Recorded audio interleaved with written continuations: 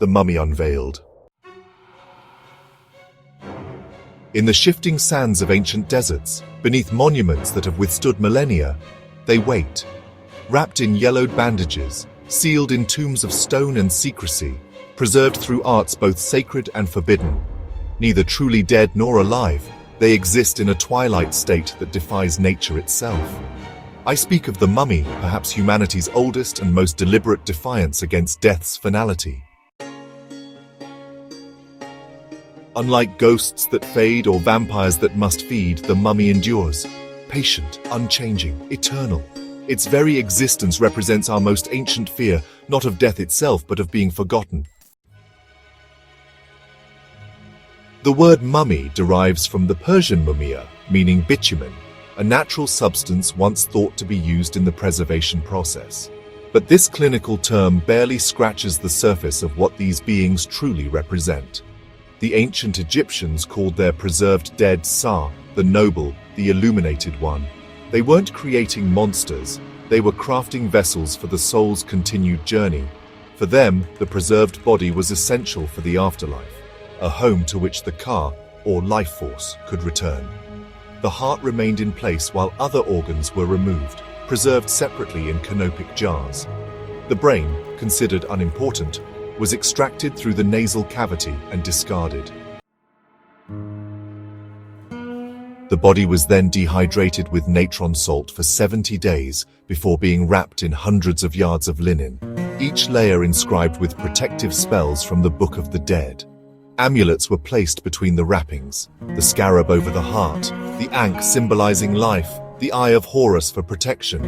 These weren't mere decorations but spiritual technologies designed to guide and protect the deceased in the afterlife.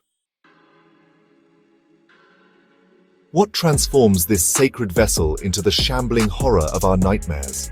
What bridges the gap between religious reverence and supernatural terror? The answer lies in violation, the fundamental transgression of disturbing what was meant to rest undisturbed. Every mummy's tomb carries warnings, curses inscribed in hieroglyphics promising terrible fates to those who would desecrate the sacred space. Death shall come on swift wings to he who disturbs the peace of the king. Words dismissed as superstition by treasure hunters and archaeologists alike, until the inexplicable deaths begin. Consider the infamous Curse of Tutankhamun. After Howard Carter opened the Boy King's tomb in 1922, Lord Carnarvon, the expedition's financial backer, died from an infected mosquito bite within months. The lights of Cairo mysteriously failed at the exact moment of his death. His dog back in England howled and dropped dead at the same hour. Over the next decade, more than 20 people connected to the tomb's opening died under unusual circumstances. Coincidence? Perhaps. But it feeds the narrative that has captivated us for centuries, that some violations cannot go unpunished, that some boundaries should never be crossed. In the fictional realm, the mummy becomes something more active in its vengeance. No longer content to wait for curse-induced deaths, it rises, animated by ancient magic, driven by single-minded purpose. The dried tendons flex with impossible strength. The desiccated lungs draw breath they should not need. The withered heart pumps blood that should have turned to dust millennia ago. Powers, weaknesses, and modern reflections. What makes the mummy uniquely terrifying is its intelligence. Unlike zombies driven by mindless hunger, the mummy retains all the knowledge, cunning, and purpose it possessed in life, enhanced by centuries of patient waiting. It may have been a high priest, a pharaoh, or a sorcerer, versed in forgotten magics and lost sciences. It remembers every slight, every sacrilege committed against its eternal rest. The mummy moves with purpose, sometimes slow, sometimes with unnatural speed, but always relentless. The bandages that bind it are both its prison and its power, inscribed with hieroglyphics that channel ancient forces. Some accounts speak of mummies able to transform into sand, to control plagues of insects, or to hypnotize the weak-minded with eyes that glow with the fires of the underworld. Their methods of killing are as varied as they are terrible. Some prefer strangulation with bandaged hands that never tire. Others bring wasting diseases that mirror the embalming process, slowly drying their victims from within. The most powerful can extract organs while their victims still live, preparing new vessels for ancient spirits to inhabit. Yet for all their power, mummies carry weaknesses born from their very nature. Fire, the great purifier, reduces their preserved flesh to ash.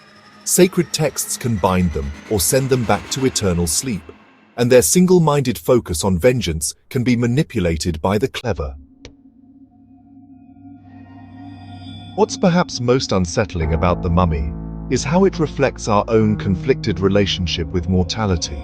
We preserve our dead, visit their graves, keep their possessions, all while claiming to accept death's finality. The mummy represents both our fear of death and our desperate desire to overcome it, twisted into something monstrous.